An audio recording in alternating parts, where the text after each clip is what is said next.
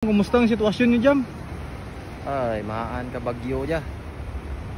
Kita mo rin nga balay naman ganito. Nagkarabuo rin, wala ko tinurugan. Dito.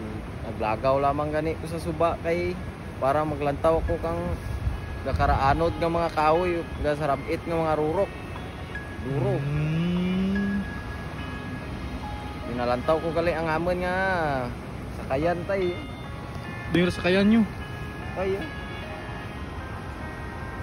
Ay niyo di sa kayan ka? Sa mga mga asluman vines. Naglagaw-lagaw gali ako rigya sa tulay kay para makalantaw ko ka kung ano ang sitwasyon rigya sa tulay. So, Muli diyan mga kabayan sitwasyon no ba? Duro mga rurok. Yung mga pambot re sa unahan mga kabayan sa balda. Na ginano kong baha kay na ngaga. Trabari. So, hello mga kabayns no. Thank you gid sa suporta ninyo. Duro gid nga salamat. Ang mambal ko lang kaninyo mga kasluman vines. Ang amo dyan nga nagadto kami sa suba para makalantaw kami kung mayad kung bukod. So